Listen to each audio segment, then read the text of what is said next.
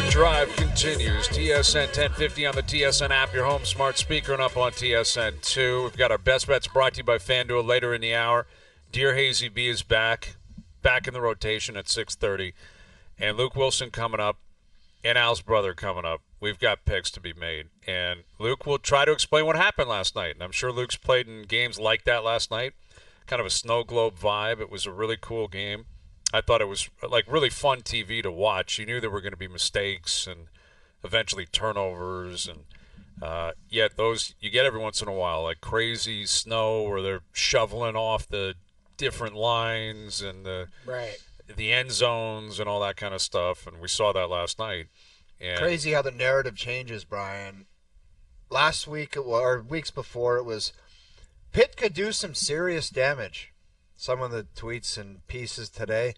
Pitt will be an early exit in the playoffs. It's like it happens so quickly. No, I know. Quickly. It's just I as soon as I saw that, I don't think it was Orlowski or somebody. It was the headline was "Will be a quick exit in the playoffs." It's like, really, man? The next morning, they're just all of a sudden junk. Well, I don't know if you can hold last night against them because of the elements. Because the offense obviously wasn't great. Like Russ was pretty efficient. I don't trust Russ, to be honest with That's you. the question. Yeah. Can Russell Wilson do enough where they can score touchdowns? Can he, in a 2-minute drill, drive them down the field and punch in 6? I don't know. But they also have a very difficult schedule the rest of the way. Like really crazy difficult how tough their schedule is. So I don't doubt they're going to make it, but I don't believe they're going to win the division.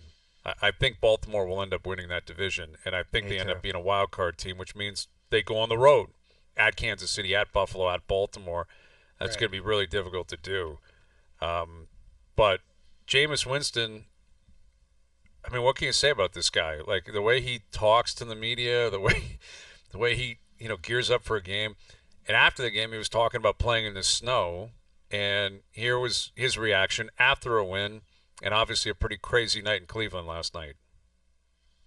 It really was amazing. Like, I was just praying on the sideline because that fourth quarter, it really was like it was a whole paradigm shift. Like, we were playing so well offensively, and then bang, bang, back-to-back drives with turnovers. And I'm just like, oh, my gosh, like, this is really an NFL's film moment. The snow starts pouring down. It starts getting, like, I felt like my feet started getting heavy because I'm squishing through the snow.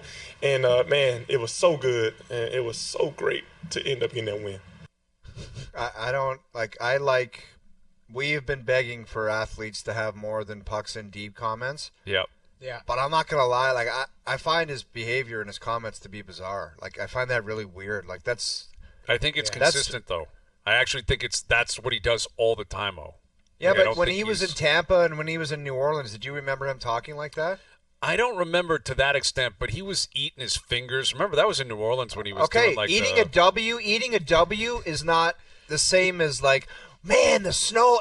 I just find his behavior to be a little bit bizarre the last couple of weeks hearing the comments. Yeah. Like he's been given flat-out football interviews, and all he does is talk about God, and like he doesn't answer any football questions. Like it's just been the grace of God. And it's just like, what the hell are you talking about, man? I find it to be bizarre. It's a little bit bizarre, but I think ultimately it's innocent in the end, but it is different. Totally agree, Hayes, but it doesn't take away from the bizarreness of it. No, he's a different cat. He is a different, but is it genuine, or you're going to find out that it's all an act and the guy's I don't think it is, Jamie, because like I said, I've never heard him talk like that before, and then all of a sudden, glory be to God.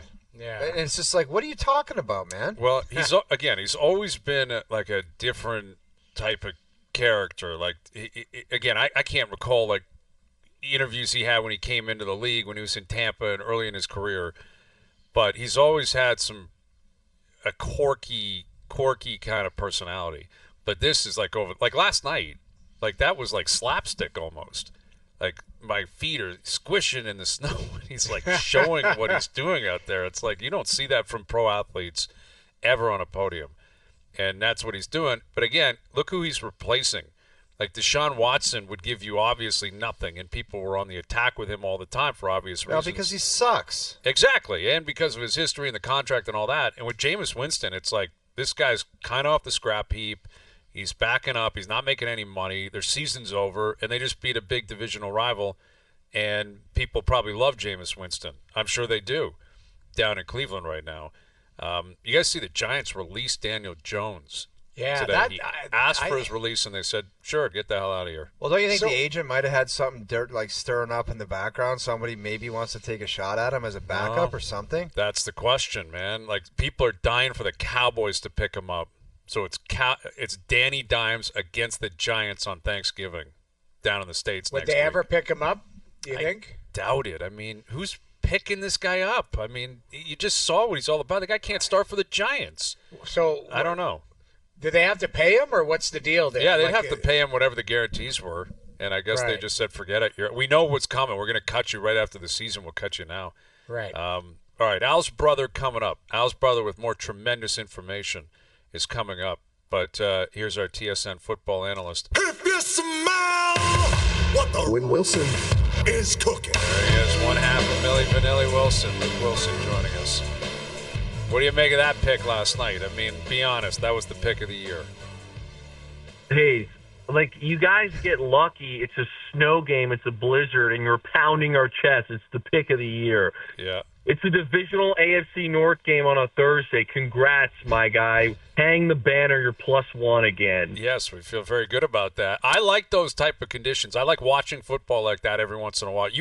Correct me if I'm wrong. You played in a Super Bowl like that. Wasn't your first Super Bowl in New York? Like, that was the game. It was in New York, but for whatever reason, it was supposed to be a blizzard, and it stopped and got delayed. So the next day on the plane, it was a little tough to get off that runway, but the game night itself was really quite nice. Oh, okay, so that wasn't bad, because that was the concern, I know, in New York, that time of year, outdoors. But have you played in anything as crazy as what you saw last night? We played twice at Minnesota's the Minnesota Gopher Stadium before they made U.S. Bank, and both games were freezing. The second one I was concussed, so I was not there. That was the playoff game with Blair Walsh, which I believe was the third coldest game in the history of the NFL. But probably 5 weeks earlier, it was also wildly cold, and it can play a factor. Like, it's very, very tough to just kind of feel, if that makes sense. Like, even catching the football, it's like you're catching a stone. But for the most part, I thought the guys did a pretty good job yesterday. It's a little hard to cut, but it wasn't too sloppy of football. It was a pretty traditional AFC North game. Yeah, it was. And what's your read on Jameis Winston? We were playing his audio before you came on. Like, is that who this guy really is and always has And Hayes, just been? to interrupt, to the guy that sent me the message on Twitter is saying, "What's wrong with glory be to God?" There's nothing wrong with that. It just seems off the beaten path for him because it's never been like that in the past. Yeah, I mean, Luke, I don't know how closely you followed him in his career and all of his pressers, but this guy is putting on a show every time he speaks right now. Yeah, it's kind of hard because he's obviously said some things in the past that are also very, very strange. But, I mean, last night he had about 15 of them. I think after the game he said he was excited to eat some snow. He said he was going to order a dub off Amazon. Like, it just went on and on and on. So I do think to a degree it's a little bit of an act. But when you come out there and you beat the Pittsburgh Steelers on a primetime game, you can say whatever the hell you want. Yeah, that's the truth. And the Steelers, man, I saw you on with Jay last night. I knew they had a tough schedule. I did not realize how difficult it is. And I'm comfortable in saying that they're a playoff lock. I am not comfortable in suggesting they're going to win that division because of how tough it's going to be for them the rest of the way. Like, they got Baltimore still. They've got Kansas City coming up. I got to find their schedule here. Let me find it. It is loaded. Bengals, Browns again, Eagles, Ravens, Chiefs, Bengals the rest of the way. Yeah, it's a gauntlet, and that's why last night really did sting a little more, because you got to think that if they win last night, they're still 2 up on Baltimore with the head-to-head matchup. Now, obviously, they play again, but that gives them basically a 3-game lead for their division. Now, losing last night, it's now 1, let's call it 1.5, because they've got the win there against Baltimore. But, they've got to win some tough games. And I still believe that they can do that. Are they going to run the table? I don't think so. But is Baltimore going to run the table? Baltimore's lost 4 games. This is what's crazy when I look at the Ravens. For the amount of talent they have in Lamar and Derrick Henry, they've lost 4 games. You can make the argument that they should have lost both games at Cincinnati. So, you look at those 2 Cincinnati Raven games, and all of a sudden, this is a set of 7-4. Speaking of the Ravens right now, they've got 6 losses. So I don't really know if Baltimore is as talented, especially on the defensive side of the ball, as people have kind of led to believe. But I still like the Steelers as a very, very tough team to beat. Again, whether they're in as the division leader or a wild card team, you said it, Hayes. I think that they make the playoffs, and I don't have them as my favorite. I want to be very clear here. But I also believe that they're a team that can beat anybody in the AFC on a given Sunday. Their defense is that good. I think last night is not an indictment against them. Jameis Winston, you look at the Browns and say, they're 3-8. Well, since Jameis Winston's been there, they're 2-2 with wins against Pittsburgh and Baltimore. And the game they lost, one of the games they lost was against the Saints, which is a tough look. Jameis threw for 395, 2 tutties, and 0 interceptions. So it's a completely different team with Jameis playing quarterback. That's pretty evident, I think, if you watch Deshaun Watson for the first amount of weeks that he played. So, again, it's a tough loss last night, but I don't think this is like a fraudulent football team whatsoever. Partsy, when you look at Russ, like hockey players sometimes talk like what's going to go first, their hands or their feet. Like, are they going to slow down or just lose their touch with the puck? Yeah. Like, you played with Russ when he was on top of his game. When you watch him now, what has happened to him that he is not the same Russ that is the one that you played with? Yes. First and foremost, it's his feet. You talk about hands or feet. So my time with Russ, I would say that he was never really a quarterback that's going to sit in the pocket and go through a progression. He's pretty much the opposite style of quarterback of Matthew Stafford. Matthew Stafford's going to hang in there as long as he can and go 1, 2, 3, 4 and sling a ball somewhere. Where Russ was more of a, let's get pre-snap reads. Okay, here's the concept. This guy should be open. If he's not, maybe we move to 2 if we get there. And now I'm rolling out and I'm starting circus. Now, what made him so electric for us was that he was incredible, and I mean incredible at scrambling to throw, not scrambling to run. He could run, but it was a lot of, hey, I'm going to buy more time, get outside the pocket, and then awesome outside of the pocket. Really unbelievable. So it was funny because I'm sitting there watching yesterday, and there's a few plays where, in a snow game, in a grimy division game, I said the Russ I know breaks through that and probably picks up a 15-yard scamper, or he scrambles left a little quicker and slings the ball, and it's a huge play. So he's kind of lost that, let's call it get-out-of-jail-free card, because he's just not as mobile. He's still mobile, but not nearly as much as he was when I played with him.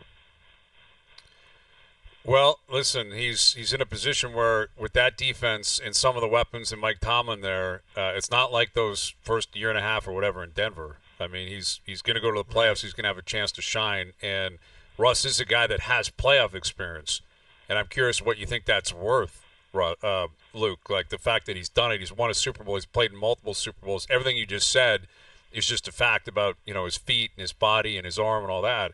But playoff experience, does that count for anything once they get there? Totally, and it counts from a toughness standpoint. One of the things yesterday, Hayes, that stuck out to me was the Steelers defense gets a turnover. I know we were in the thread at this point because the sweat was on. And the first play, they were in Cleveland's territory. And the first play, I don't know if you remember this, but him and George Pickens were a little off. It was a shot to the end zone. Pickens was wide open, and the ball was not in the same place Pickens was.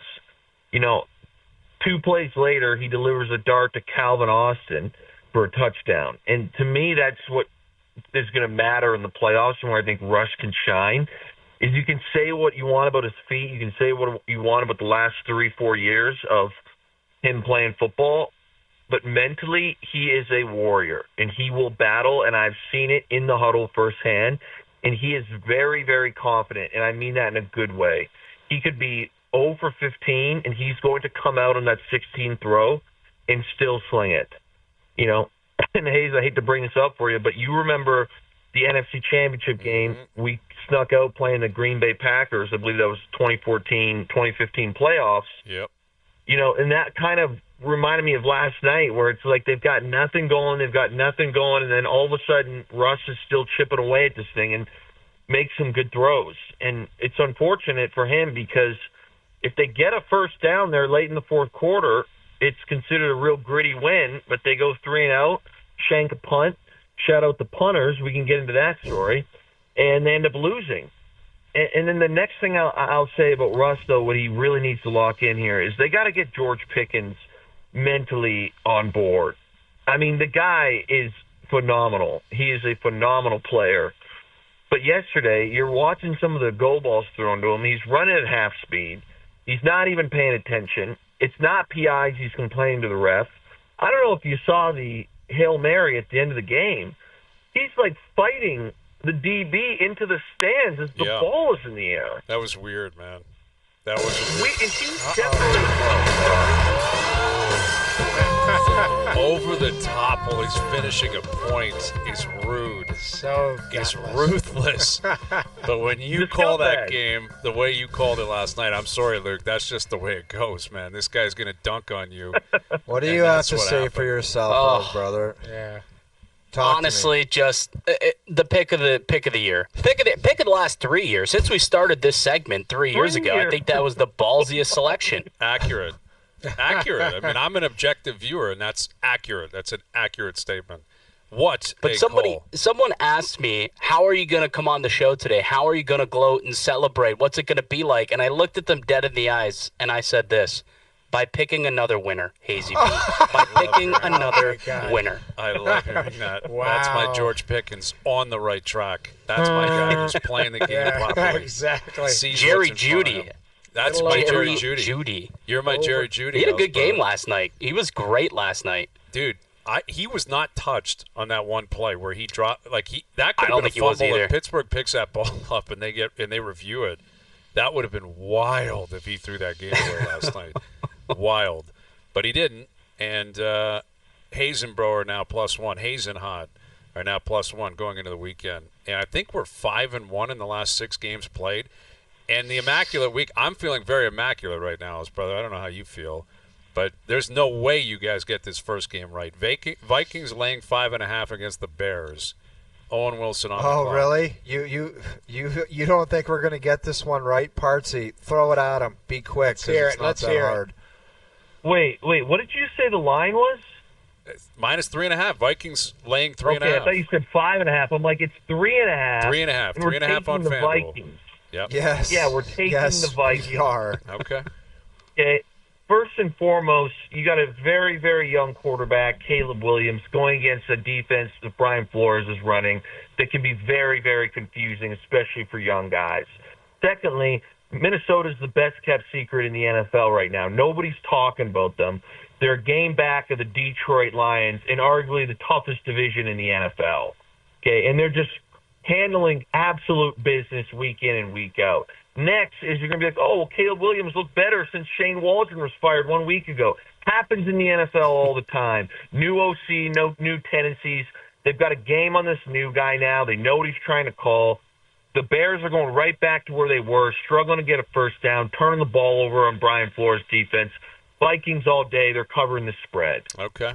So I don't mind being on the Bears +3.5 at home, Alice, brother. Bad about? weather. The Bears are a joke. They suck again. They suck. Yeah, you said the same thing about the Browns last night, and it's got the same vibes, right? You've got you know what I also said before I said they suck? I said Cleveland always plays Pitt well. I said that right off the hop. It's the exact same scenario. You're right. NFC North, on the road. Exact same situation. These guys are frauds, man. They're idiots. They're idiots. I can't even talk to these two morons. I'm feeling immaculate. I'll say this. The Bears have been great at home this year, though. Like, they're winless on the road, 0-4 on the road, 4-1 at Soldier Field. So I'll take them in the points. I'll take it. I like it. 4-1. I like it. 4-1, Al's brother. Soon to be 5-1, and we're 2-0 going into the afternoon. And this, admittedly, is a tough one for me. My mind, I got a blender here sometimes. Packers at home. The line is up to 5.5 against the Niners. Brock Purdy's out, and it sounds like Nick Bosa's out. So you got a backup quarterback, stud pass rusher that has caused serious concerns for LaFleur and the Packers in the past. Both of those guys out. Other injury concerns as well when it comes to the Niners. Packers laying 5.5 at Lambeau. Where's your head at? It was, an hour ago that we got this news, and it pushed from 3 up to 5.5. It's outrageous, and we were pretty good. Time out. You guys are always dogging Doogie. Doogie, I had a conversation with Doogie, and let's just say me and Doogie spoke, and there's a reason why you guys are on this game. I'm sick of you guys trying to jam up Doogie. Never, man. That's all I'm going to say. Doogie is generally a man of integrity that generally is loud Go and ahead. proud, Honestly, it's the biggest layup of the year, so go ahead. Spit Al's it out, Al's brother. Where you at? Well, I think we still got to roll with the pack, Hayes. I think we still got to roll with your pack. I know it's moved to 5.5, but still, San Francisco has not shown that they're that good of a football team this year. They're a 500 record. They've lost to a couple of teams that are kind of meh, losing to Seattle. Not a great football team. And Christian McCaffrey, he just hasn't looked as explosive. He looks like a guy recovering from an Achilles issue. So if you don't have your big pass rusher, Nick Bosa, you don't have the quarterback, obviously, and also sounds like Trent Williams, who hasn't practiced all week, is questionable. He probably won't play either. I can't side with the San Francisco 49ers, so I think we should roll with the pack. Okay. I love hearing that because I'm with you on this. I would have taken them if Purdy was playing, if Bosa was playing. The Niners just aren't that good right now. Like, they have been proving that. I thought Kyle Shanahan is Matt LaFleur's dad. That is valid, and I was about to point that out, that Shanahan has owned LaFleur. Owned him at Lambeau and in Santa Clara. Wherever they happen to play, Shanahan has owned LaFleur. But the tides are going to turn here. The tides are turning, and LaFleur is salivating at the opportunity of punching Shanahan when he's down. Because Shanahan's in trouble here. He doesn't have the horses. They're not in a great place. And what I'm waiting for, and I've been waiting for it for a couple of weeks, Jordan Love in the second half has got to snap out of it. He did it last year, where his splits between the first half and the second half were actually phenomenal. I think that's coming. I think he's getting healthier. I think it's coming. He's throwing one bad pick a week, and that's got to come to an end. I think it ends this week. I could see the Packers blowing them up at Lambeau. I love this pick. We're 3-0. We're feeling immaculate going into the Sunday Nighter. I love where we're at. Wow. And this is a blender for Luke Willson, for Milli Vanilli and the boys, because the Eagles are laying 2.5 in LA against the Rams. Vic Fangio, Matt Stafford. Go ahead and jam yourselves up. Who do you like and why? Listen, Partsy, this is the toughest game of the year. In fact, you know what? Might be the toughest call in 3 years if we're going by the standards of Hayes and fraud, Hayes and bot. It's not an easy game here. Matthew Stafford, I worry about the secondary. I really do. But that being said, I can't be victim of, what happened last week. What happened last week was the Rams squeak a 6-point win over the Patriots. The week before, the Rams got dominated by the Dolphins. We got to roll with Vic Fangio and the Philadelphia Eagles. We've got to do it. I mean, they're 8-2. You guys know that's the right pick. That's the right pick. You're giving me Matt Stafford at home with some points? Dude, you're so full of it. Every other week, you're like, Matt Stafford sucks. Why do you like him so much? Now, all of a sudden, you like Matt Stafford at home. You're an idiot. He has not played You're well. an idiot. That is the right I'm a little concerned. No, what was that, Noodles? A little bit concerned. You're concerned for these two clowns. It's just I want to see this an even Steven. And what are you guys up by one now? We're what up is by it? one, and we're blowing past them here and leaving. Well, this is a tough matchup. 3 by this point, but yes. You think so? I don't know, man. Hayes is very, very comfortable. I feel with this very Packers good pick. in the lead. That's the Packers. I mean, that's your team. And I don't know if they should have won. They squeaked one out there against Chicago. Absolutely. Noodles knows. Okay. I'm concerned about this pick, though. It's very close. It's a very close though. Very close, though, on this one because of the. There'll be a ton of Eagles fans out there, which that's coming too. They travel well. L.A., the Rams, they never really have a home game. But, okay, that's probably the appropriate I got to be honest, straight up, I think the Eagles, like just from looking at it, if it was put right in front of I would say right away, I think the Eagles win by double digits. I honestly think that. Man, like, I don't know, That's man. Like, there's still weapons in L.A., right? It's on saying. Stafford. It's on Stafford not to turn the ball over and make a couple of big plays. He does that, this game's close. 100%. Good young front four, too. Good young front four in L.A. And if they can, kind of bottle up Saquon Barkley as much as possible, limit that run game. There's no Devonta Smith as well. You could keep this one pretty close, I think. A little field goal game action. That's what we're saying, Al's brother. Okay. We're all favorites here, man. Vikings, Packers, Eagles. The picks are in. Whew. We got a big Monday nighter tonight on Monday, right? It's Ravens, Chargers. That'll be our game, Al's brother. We know what we're doing there. We'll be flying by Monday night. We might throw that game just to keep everything close. We'll see what happens on Monday. All right, boys. Well, listen, the group chat, I can't imagine it'll be on fire any more than it was last night. But I look forward to seeing what we have in store this weekend because it is crunch time. And Al's brother, we are flying. We are flying. Yes. Great pick last night. Great pick last night. Great pick this afternoon. And we'll see what comes of it this weekend. Enjoy your weekends. We'll be dancing Sunday night, Hayesy-B. You better we'll believe be dancing it, Sunday brother. night. You better believe we will be. There it is, Al's brother and Luke Willson. The picks are in. All the lines courtesy of FanDuel. And, of course, OverDrive brought to you by FanDuel, bringing you everything from the opening line to the final score. We'll get to Dear Hayesy-B next. Insight, the ability to see and understand why you do the things you do. Dear Hayesy-B. We're going to go down there and have a donkey barbecue, and I'm going to furnish the ass, right? You don't want to hide a Mars bar in your sleeping bag when there's a bear outside the tent. You guys know how this deal works. People have issues, and they want our help, and we give them help. You got it? Yep, ready to rock. Noodles, I don't know why I think that you might have dealt with this or something like this, but I'd like you to go first. Okay, let's do Dear it. Hayesy-B, I've been dating this girl who has a really good family and is really well off. I've been going to her cottage a bunch of different times throughout the year. I get up early on the weekends with my laptop, and her dad gets up to turn on the TV and start the fireplace and always has a conversation with me just in his tighty whities. And it's getting a bit weird looking at this guy in his underwear. Is it appropriate to tell him to start putting gear on in the mornings? Mike in Toronto.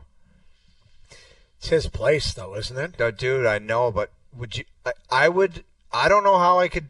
I wouldn't want that. I would just be like, can you please put a house coat on or something? Well, there's a guy sitting there in his tighty whities with his legs like spread, and I don't know, like it's a weird. Is there an awkward pose, or he's just very? But why not a comfortable? tracksuit? Why not a This tracksuit? guy's doing yoga in the morning. Like he's probably sitting on the couch. Yeah, he's sitting on the couch. Like tighty whities are tough too. Like I Aggressive. don't. Dude, it is so. If he bends over to get a log on the fire, and you, no way. It's I aggressive. don't want to. It's You're checking aggressive. things out. I think it's. I think you take it like a compliment that he feels that comfortable he can walk around in his I gaunch. know, but I think it's weird. Like dad stuff is weird. Like dads walking around in underwear are weird. Yeah, it is a really weird place. It's like if it's one of your buddies, you're just like, "Good morning, man." You have a coffee, you can talk about. When it's a dad, it's weird. A lot of nowadays though, guys wear boxers. They look like shorts, anyways. If he's wearing Hanes with like the in the front, they've got the slip there where you can pull things out and do business. Like I don't know. It just to me, it's a little bit. It's tougher. There's some revealing parts of Hanes. We're isn't all there? aware of the Hayes. Yes, thank you. We appreciate the breakdown of the underwear. We get I it. gave like a libero of it. No, Yeah, we don't need a PowerPoint. Fair. We're well aware of the way this works. I'm just saying, like, Depends on what type of gaunch he's wearing, too, or ginch, or what do you call it? I usually call it ginch, but yeah, my dad always used to call it gaunch, I think. I think it's a generational Old thing. people call it gaunch. I think the next generation call it ginch. Right. Either way, like if it's boxers, I never have a problem with it. If it's tighty whities, I don't know. I feel they're quite aggressive. Like those I agree with you, but here's my thoughts on this, and I might be overthinking this, and I am a PhD when it comes to Dear Hayesy-B, so you have to understand I do try to overthink as much as I can. I wonder if this is the ultimate test, and this guy's challenging you to see if you have the stones to step up and say, go put something on, dude.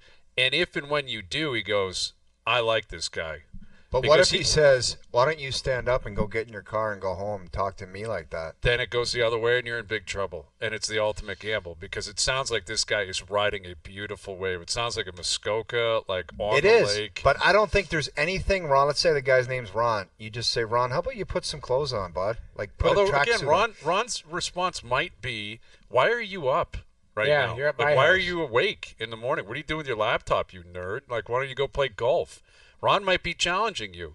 Like, why are you always just lazily laying around my house in the morning? Maybe it's a message that he's in Ron's territory. Like, he's trying to send a vibe out. I own this space at 7 a.m. on the weekends. Well, and Ron is sending one right back. Maybe here's the play. How about you get up early and you start the fire? So Ron wakes up and goes, oh, great, thanks. I'm going back to bed. How's you know that what? sound? How about You this? start the fire in you your fight own gaunch. Yeah, you fight fire with fire. You get up in your own underwear and you go toe to toe with Ronnie. I love that idea. Underwear. Next Saturday, tomorrow sitting there morning, in you your be in the living room with just a G-string man thong and be like, Ronnie, you want to party? Let's party. That's Yeah. a bonanza. Forget the. It's only Make 20 him games. awkward. There it is. Like, see what you could do to make him Put it feel back on awkward. him and say, you want this? You got it. Fight nudity with nudity.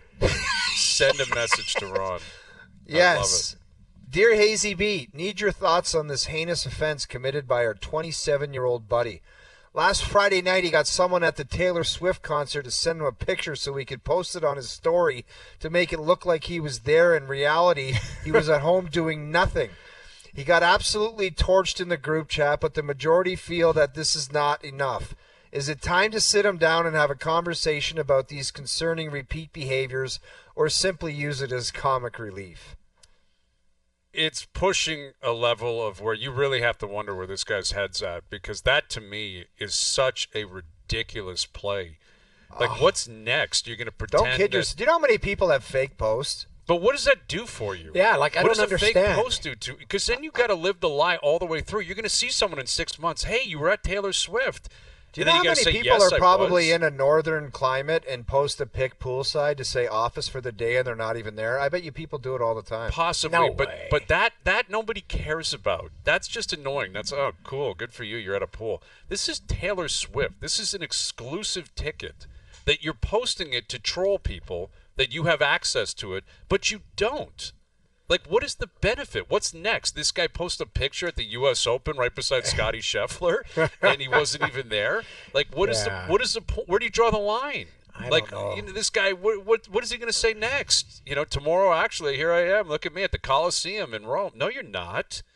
You're just- not. You're at the Pacific Mall. It's- yeah, you're right. I find that just goofy behavior.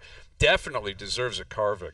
Like, if Yeah. that was one of my friends, we would be destroying him on the group chat. We would 100%. destroy him so bad that he wouldn't want to come back into the friend group. I Yes. really do believe Yeah. that. That one is inexcusable behavior. You've I think almost, it's and if weird. because within a group chat, you can have certain guys that you're closer with within the group. If he's one of those guys, that's a pull aside on a separate chat, single text. Hey, dude, what are you doing, man? Like, why are you pretending you're at the Taylor Swift concert? You weren't there. Nothing Yeah, wrong with not being there. And he's Figure it out. 27 years old. This isn't like 27, some- exactly. You know what that is? What he's trying to do is get. I know what he's doing. Trying to get girls to like Trying to him get and women all to that. say, wow, you're there. How'd you? He's trying to. But then you're done. You're starting the whole thing under false pretenses. You're not actually at the concert. Absurd behavior. But he's looking for somebody to react to it in his DMs or Yes. whatever, and then he starts the conversation. Is like, yeah, I Hey, was did there. you go to any of the shows? I've always been a fan. Always been a Yeah. Swiftie. No, Yeah. you're not. Get That's what it serious. is. It's attention Amateur grabber. hour. Yeah. Dear Hayesy-B, my girlfriend has gotten into golf the last number of years and is planning on joining my private club this upcoming season. In order to avoid a potential crisis, how do I ensure that she doesn't turn into a stage 5 clinger and want to play every round with me? Carter. I might have to recuse myself from this one. I'm not sure I can comment on this because this is flashing in front of my. Listen, it's. Don't tell me Aaron wants to join. No, she does. My wife is not a big golfer, and if she wants to play, she is invited whenever she wants to play. But it is a thing that I can speak for guys here. I can speak for myself anyway. I have my group of guys that play, and we play. And it's a foursome, and it'd be very difficult to mix anyone else into that rotation. I don't know how you handle this. This is the first time I've been stumped. I do. I don't have an answer for you. I'm stumped. What's the I'm answer? out. I'm recused. I'm Carter, recusing myself. Here's the only way to deal with this question. You have to sit down with your girlfriend and you have to say, I don't think we need to be spending any time at the golf course together. Really? And here's the main reason. You can join the golf course if we ever get married. But as he said in his message, it's his girlfriend. And if things ever go south and you just have to continually see each other at the same golf course and you're still both members, it's not cool. That's a good point. Yeah, That's a it very is good a point. It is, That- and if that she is shows up different. with another guy, because I have one of my best friends that this same situation happened to. All of a sudden, shows up, wants to join the golf course, and he's like, "What the? You want to join my golf course?" Mm-hmm. They break up. She shows up with another, and it was just a mess. And I think she was, if I remember the story correctly, she was getting tee times around the same time as him. Oh, that's Oh, the worst. no. Hey, what are you And going it off was, right and I think before he you? sent the note saying, "I don't know what you think you're doing, but Yeah, this was it's like, this awkward. used to be my place of enjoyment, and you're pulling this garbage." So I think if it's just girlfriend status, let her go play golf with her girlfriend somewhere else. I Go don't to know, a different man. golf It's course.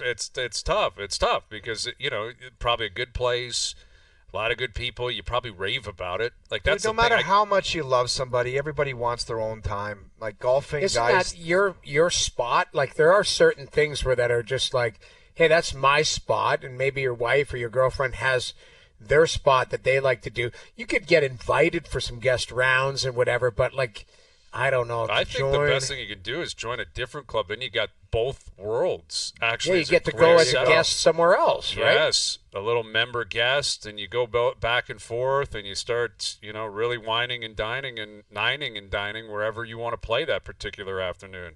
I think Yeah. you can kind of kill two birds with one stone on that one. I agree. Okay. I think so. Dear Hayesy-B, Noodles, I'd like you to start with this one. All right. I started seeing this girl who is a cop. I really like her, but I have a history of crime I don't want her to know about. None of them is serious or violent. Do I tell her about my past, or do I wait until she searches me on her database and explain everything then? I think you. I love. He's like, I got a history of crime. history of crime. Like right away, I'm like, okay, what kind of like is it breaking and entering, or is it Right. more like, hey, I've He's got probably, I five don't know what this outstanding guy's tickets. gotten up to. So, He doesn't elaborate. He just says, I got a I history of want to crime. know more, man. That's Who the is thing. this So, guy? A crime I- syndicate, the Penguin. I think what you need to do is, if she's an officer, then you say, hey, you know what, you kind of allude to the fact that you've had some brushes with the law, and then she's gonna check you out eventually, anyways. Like they're sitting at their computer, they'll run your plate, do whatever. Yeah, but right? what is Like, she going to say, Jamie? If the question is, what is she going to say if she's going to say, why didn't you tell me about this stuff? If he doesn't, Well, it depends on him. If the guy was a streaker at the Grey Cup, like then you know Which what I we mean. saw like, this year. Which we a did streaker see, at and the we Grey I Cup. don't know if we spoke about it or not. I That thought was a wild streak too, man. Like that wasn't just hey, we're out Rod's- here for a good time. That was she wild. was buck naked and no full on security for- in sight. and- It was and- crazy. Rod Smith does a great job of that. He narrated it kind of. He's like, "We've got something going on in the field that we can't Rod's show such you." a pro. He's the It best. was so unbelievable. But if my point is, if you had some nonsense when you were younger, or maybe some petty theft or whatever you're going to get pinched for, then you probably could come clean in your multiple conversations. I don't think you hand your rap sheet to her and go, "You're going to find out about this already, so here it is." Mm-hmm. But you do have to have that conversation, because if you do get more serious, it is going to come to, like, she's going to find out either way. You got to tell her or at least be honest. Start out with the honesty. I always say disarm people with the truth. Go right at them.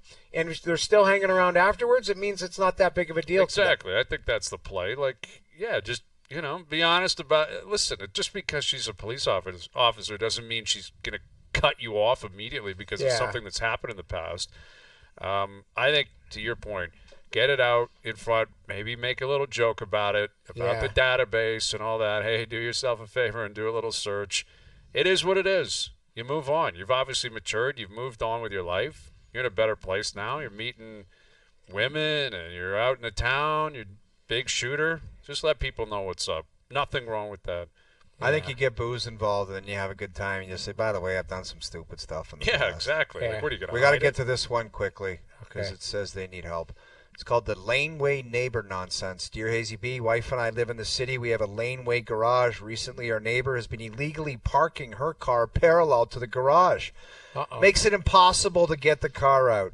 Important context, my wife and I are expecting our first in a few weeks. Over the past 7 months, wife has left 3 overly friendly handwritten notes. And the gist of it is the lady wrote back and said, I'm going to park wherever I want anyway, so deal with it. And she sent a rude email back. I think this is absurd. What's a soon-to-be girl dad do? Time to call the tow trucks in or make her car go ninja dust?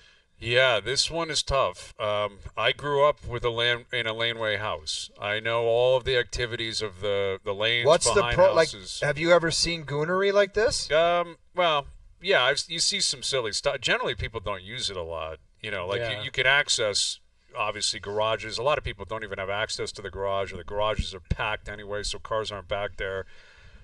Usually, it's just kids. Like, we had every bike we ever owned stolen because kids would walk down the alleyway and just be like, I'm taking that. I'm like, all right, there goes my bike. Awesome.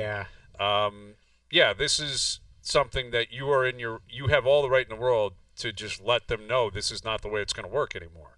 Like, I think you're within your right if you've thrown out 3 different warnings. Hey, please move, please move, please move. You got to, unfortunately, get the cops involved. Like, you got to call it in and say, you've got to tell this person to move. Like, they're parking illegally. That you have access to that laneway, and this is what happens. People on both sides of it have access to it. I'd be shocked if you're the only one complaining. Because it sounds as if whoever this person is blocking the whole throughway, and it's causing probably concerns for a lot of different people that have to share that. So I think you've done whatever you possibly can to push it, to the limits before you got to get something seriously involved here. You're absolutely in the right to call that in, get them out, and just smile at her and say, sorry, I warned you. I asked you to move 3 times. Yeah. Make the car disappear. Don't be ignorant. Yeah, you can make the car disappear the legal way. I mean, I was thinking there's tires that can disappear from. We don't need any of that activity. We're not doing any Alberta justice. I literally would make the car disappear illegally. Like, I would have some of my buddies that know buddies and say, make that car disappear into thin air. Well, I had thought of a few things too. I was laughing to myself. I'm like, we can't say this on air. Anyways, laneway behaviors, it's wild behavior. Or wake up and the car's there, but there's no tires, there's no steering wheel, there's no seats, there's nothing left in the car. Exactly. Like, that thing is just stripped for parts. Stripped. That will get the message across. I would say that. But, that's so ignorant on her behalf. You got to move that car. Got to move it. People need access to what they need access to. All right, there you go. Dear Hayesy-B. All right, best bets coming up. Mail-in Fridays brought to you by Boston Pizza's new game day menu. Stop by your local BP for $7 touchdown pints. Shareables for the whole crew and weekly prizing up for grabs. Football game days are better at your local BP. Overdrive continues. TSN 1050 and on TSN 2. All right, Best Bets brought to you by FanDuel. Make your picks and assemble a same-game parlay in seconds on the FanDuel Sportsbook app. You know I like the Packers, minus 5.5 this weekend. No Purdy, no Bosa. Trent Williams may not play for the Niners. I think the Packers roll. I like the Packers laying 5.5, and I like a couple of big favorites this weekend. The Chiefs laying 10.5 at Carolina, coming off a loss. They are going to go into Carolina and I think spank the Panthers. And I think Houston at home against Tennessee, that's exactly what they need as well. Houston needs to pick up some wins and get that offense going. Tennessee's the team to do that again. That's your 3-game parlay going into the weekend. Best Bets powered by FanDuel. The FanDuel Sportsbook app is the exclusive home of the OverDrive same-game parlay. Please play responsibly. 18+, physically located in Ontario. So it's been a fun one today with it's only 20 games, but can we do a little? We might be able to do a couple extensions on Monday because there are teams that are just coming up on 20 games. I too, like that. right? An extension on Monday. I like that. Just, let's You not better get be crazy. good this weekend. You better be good this weekend if you're going to get an extension. That's right. If you want some positive thoughts on Monday, Noodles, they better be ready to play. Like it might be like it's only 20 games extended. Maybe 1 or 2 ideas. Okay. I don't know. I don't want to get crazy. I had a couple more in the chamber that I didn't get to. I had a couple more ready that I was prepared for. Mail It In Fridays brought to you by Boston Pizza's new game day menu. Stop by your local BP for $7 touchdown pints, shareables for the whole crew, and weekly prizing up for grabs. Football game days are better at your local BP. All right, thanks to everyone behind the scenes for all your help all week. It's been a great week. And thanks to everyone for tuning in. TV, radio, podcast, web, YouTube, everywhere you find the show. We appreciate that. Have yourselves a great weekend. We're out of here. Enjoy your weekends. And enjoy all the games. We're back Monday at UNL's brother or one thing. Scumbags. 4 p.m. We'll chat then.